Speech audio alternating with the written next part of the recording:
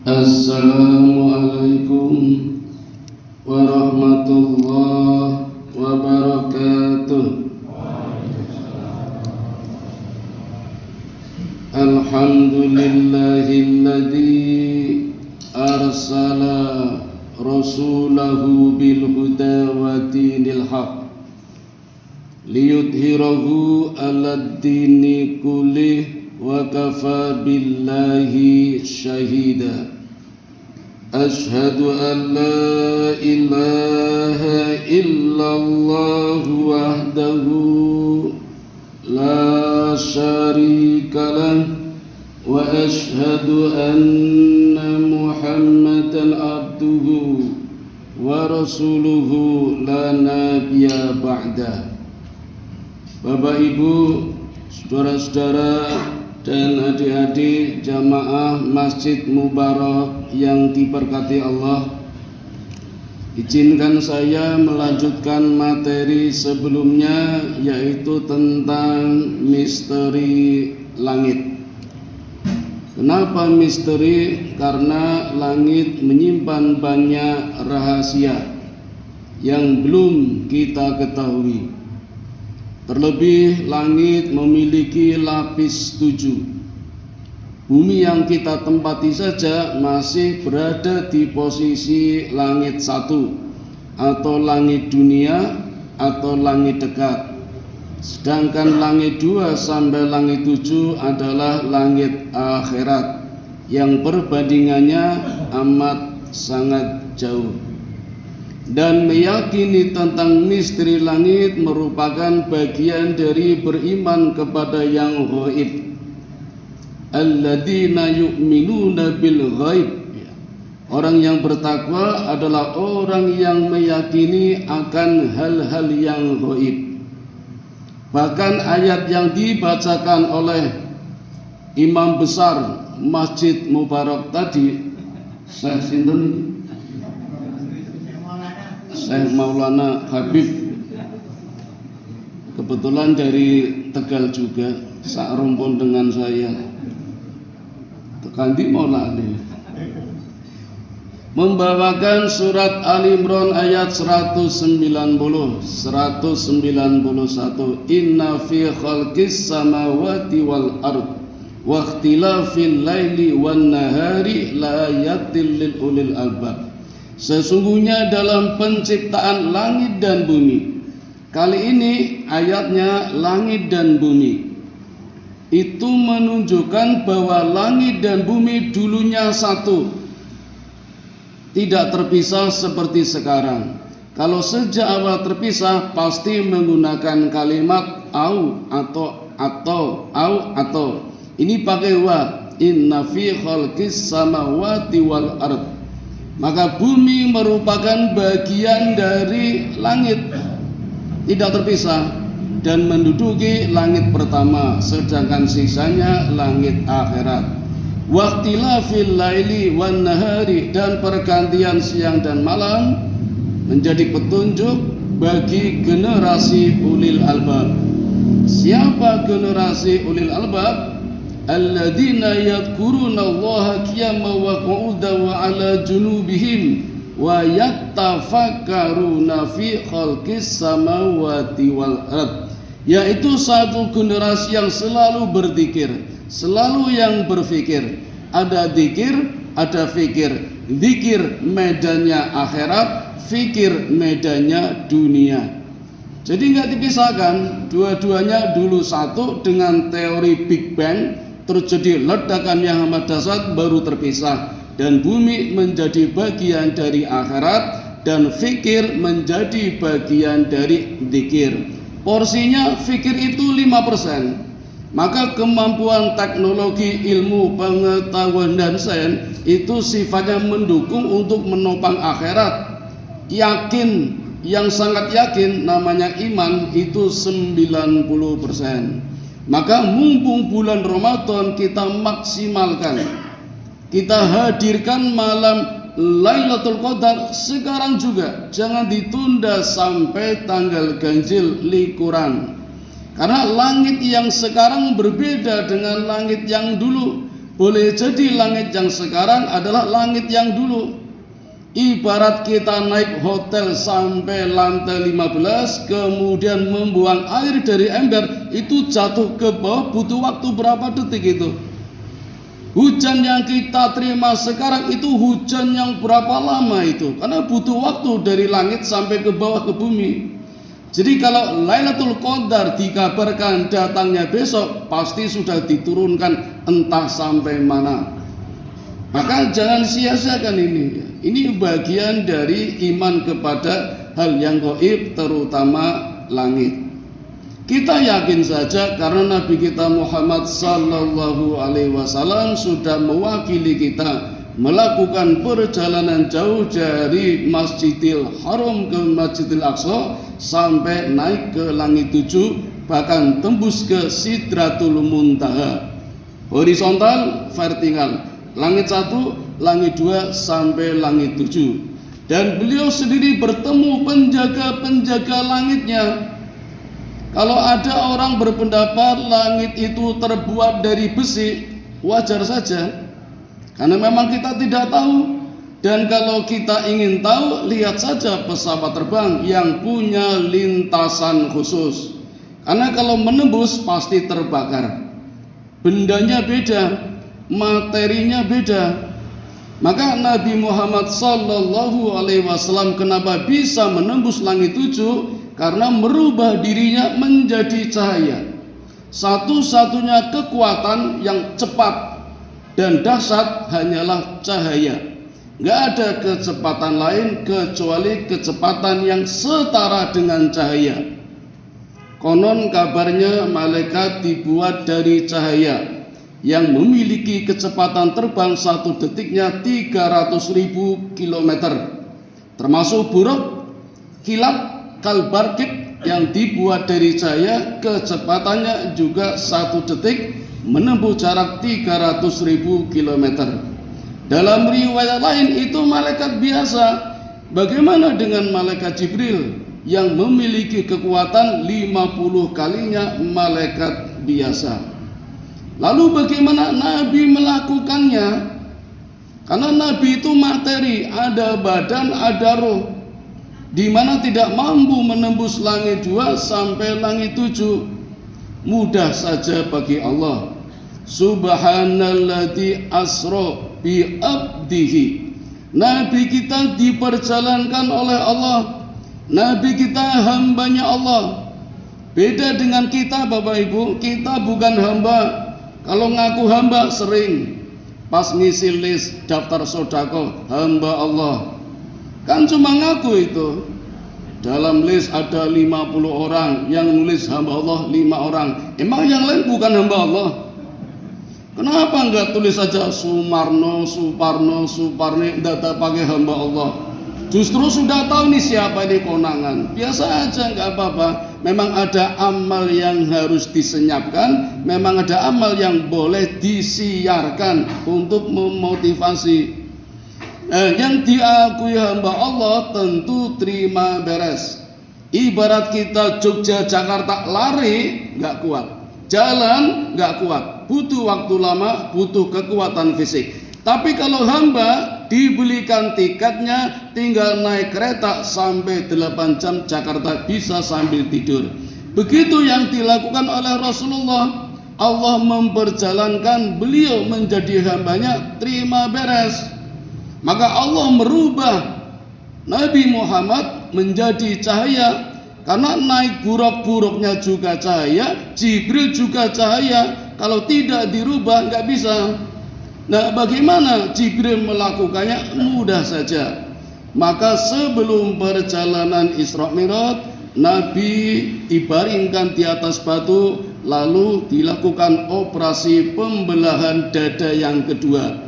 Dulu yang pertama ketika usia 7 tahun, ketika masih kecil, ketika bermain-main dengan anaknya Halimah Sa'diyah. Anaknya Halimah melihat sendiri bagaimana dadanya Nabi dioperasi. Cah cilik lihat wong dioperasi, ya gila tenan itu. Lapor, cerita, geger. Nabi kita dulu begitu. Orang yang hidup di zaman itu pasti nggak percaya. Tapi sekarang Bapak Ibu, CIH sudah bisa melakukan operasi pembelahan dada, tidak rasa sakit. Bahkan yang dioperasi bisa nonton, bisa lihat dadanya sendiri dibelah itu tanpa rasa sakit. Berkat kemajuan teknologi menjadi bukti kejadian 1500 tahun yang lalu sekarang bisa dibuktikan. Ketika Isra Mi'raj, Nabi dilakukan pembelahan dada yang kedua dengan menggunakan air Zam-Zam. Hatinya dibersihkan biar ringan. Karena ternyata Bapak Ibu, di dalam badan kita, di dalam tubuh kita, yang paling berat adalah hati. Yang memberatkan kita adalah hati. Orang kalau hatinya berat, rumahnya nempel masjid saja, gak mungkin ke masjid, saking beratnya. Tapi kalau hatinya bersih, ringan, rumahnya jauh, tetap berangkat ke masjid.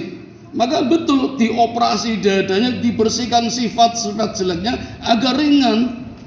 Coba Bapak Ibu, lebih cepat mana berlari antara orang yang gemuk dengan yang kurus?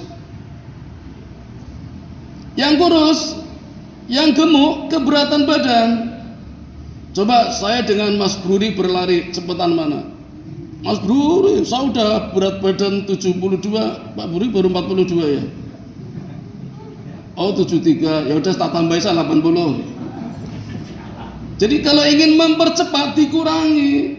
Nah kita Bapak Ibu di bulan Ramadan harus melakukan percepatan, maka berpuasa agar berat badannya ringan.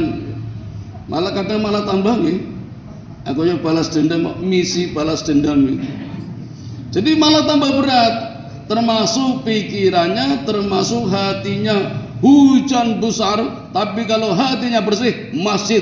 Nah, itu mestinya Nabi dioperasi dadanya, dibersihkan hatinya, dicuci dengan air Zam-Zam biar ringan. Maka bisa berubah menjadi cahaya, bisa nempel di purok, bisa terbang bersama Jibril, menembus langit. Saya katakan menembus, bukan melintasi. Karena kalau melintasi waktunya nggak cukup. Nabi hanya diberi waktu tengah malam sampai pagi. Menjelang subuh harus sudah sampai di depan Mekah, di depan Ka'bah. Nggak cukup kalau Nabi harus keliling muter-muter langit 2, muter lagi langit 3, habis waktunya.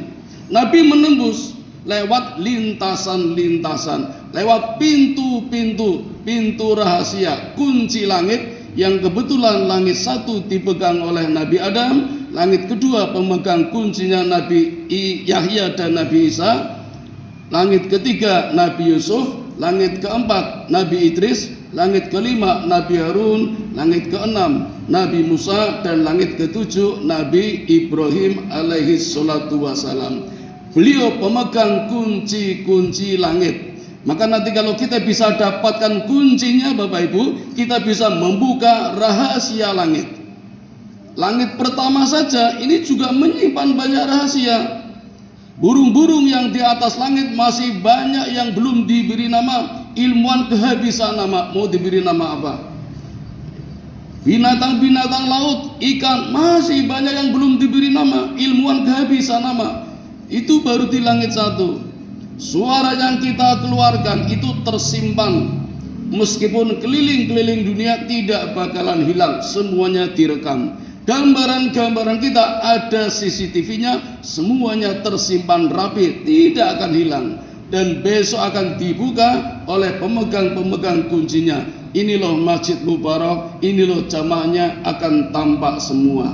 Itu yang harus kita yakini. 95% porsinya akhirat, porsinya iman.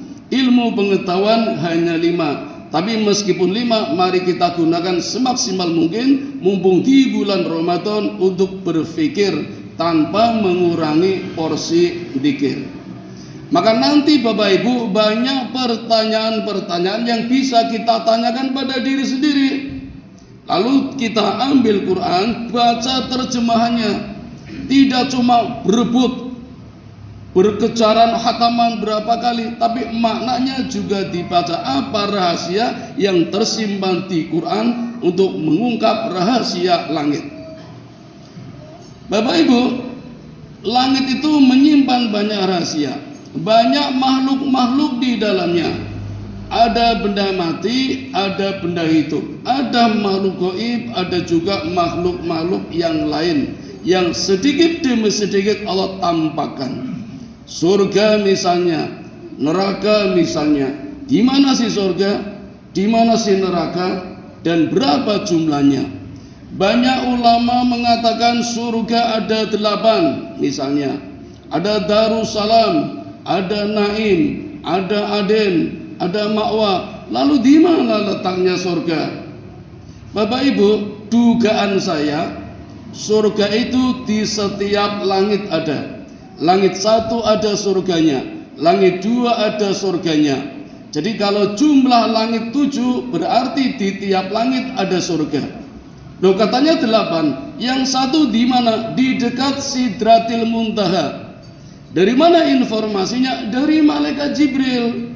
Ketika Nabi Isra Mi'raj, Jibril menunjukkan itulah Sidratul Muntaha, pohon bidara yang berwarna-warni, dan di sampingnya adalah surga yang utama, yaitu surga Firdaus, Jannatun Firdaus. Maka berarti surga-surga yang lain berada di langit 1 sampai langit 7.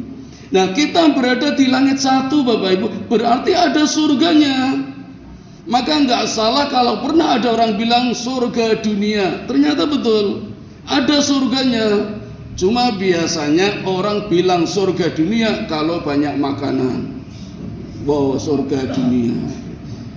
Bapak Ibu, coba nanti dibuka surat Al-Baqarah ayat 30, di mana Allah pernah berfirman di hadapan para malaikat, wa itta'adana rabbuka lil malaikati inni ja'ilun fil ardi khalifah. Ketika Allah berkehendak di depan para malaikat, aku hendak menjadikan manusia sebagai khalifah. Kalimatnya menjadikan, bukan menciptakan. Apa bedanya? Kalau menciptakan dari belum ada menjadi ada. Menjadikan sudah ada, tinggal mau dijadikan apa? Pak Iskak sudah ada, sekarang mau dijadikan Pak RW. Sabun RW Pak? Oh, berarti wali kota ngencang. Wah, kok waktunya habis ini? Sampun nggih? Bentar lagi tanggung, biar mutusnya gampang. Menjadikan itu sudah ada, berarti Bapak Ibu, Adam sudah ada, tinggal mau dijadikan khalifah. Apalagi malaikat banyak bertanya, rasa ingin tahunya tinggi. Ya Allah, kenapa Engkau hendak menjadikan manusia yang hanya menumpahkan darah? Loh, tahu dari mana malaikat? Berarti sudah ada manusia. Cuma di mana manusia itu? Di mana Nabi Adam ketika dinobatkan? Kan banyak orang bilang di surga Pak nggih. Surga yang mana? Karena manusia terdiri dari unsur materi dan energi, maka surga yang menjadi tempat penobatan Adam menjadi nabi, menjadi khalifah, itu di langit pertama, yaitu bumi. Nah, kalau bumi di mana? Apa di Lempuyangan? Saya kira enggak itu. Saya menduga Bapak Ibu, surga pertama letaknya di wilayah Mesopotamia, di daerah Laut Tengah, Laut Meridian, laut yang diapit oleh 3 benua. Itu sangat subur sekali. Apalagi Allah menggambarkan surga itu banyak tanaman rindang, buah-buahnya banyak, sungai-sungainya airnya mengalir dengan jernih. Bukan seperti sungai Code kayak Coffee Mix, bukan. Jadi nggak muni syarat jadi surga itu kali Code itu. Dari mana informasinya? Lagi-lagi ketika Nabi Isra Mi'raj, Nabi ditunjukkan oleh malaikat Jibril, TV besar. Ya Muhammad, itulah sungai Efrat, itulah sungai Tigris. Di mana? Di langit 1. Di daerah Mesopotamia, nanti buka atlas, ada sungai-sungai itu yang Allah ciptakan ketika Nabi Isra Mi'raj. Itu bertanda surga di langit 1 ada, tempatnya di Mesopotamia. Gambarannya persis seperti Allah gambarkan ketika Nabi Isra Mi'raj. Lalu Putin mencoba menggambarkan di Rusia buat surga-surgaan itu, tapi dari plastik itu. Jadi Bapak Ibu, gambaran-gambaran surga memang sudah ada. Kalau memang surga ada 8, di langit satulah itu surga yang dulu ditempati Adam, yang Allah nobatkan menjadi khalifah. Ini dugaan sains 5%, yang 95% keimanan. Lalu bagaimana dengan berita Adam diusir dari surga? Wajar saja Bapak Ibu. Lalu bagaimana dengan kalimat Nabi Adam diturunkan? Diturunkan artinya bisa jadi dari daerah tinggi ke daerah rendah. Kan Mesopotamia daerah tinggi, diturunkan ke lebih rendah, tataran rendah itu kan diturunkan. Lalu bagaimana dengan kewajibannya sebagai khalifah untuk mengatur dunia? Nabi Adam dibekali ilmu pertanian, peternakan, itu sudah lengkap di Mesopotamia. Sekarang tugasnya sebagai khalifah untuk memakmurkan bumi-bumi yang lain. Maka Allah turunkan Adam ke tempat-tempat lain untuk mengolah alam. Begitu Bapak Ibu logikanya. Jadi Bapak Ibu, misalnya Nabi Adam tidak melanggar aturan, Nabi Adam tidak makan buah khuldi, apakah Allah tidak jadi menurunkan? Jadi boten? Ya tetap jadi.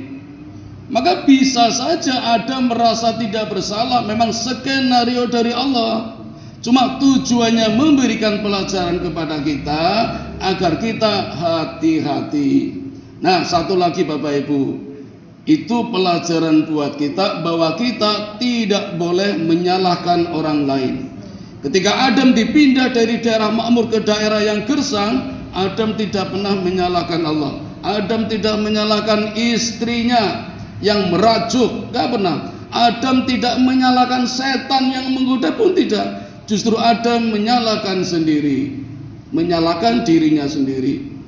Rabbana ya Rabbana, Rabbana dhalamna anfusana wa ilam taghfir lana wa tarhamna lanakunanna minal khasirin. Ya Tuhan kami, sungguh kami orang yang dolim. Kami bukan saya.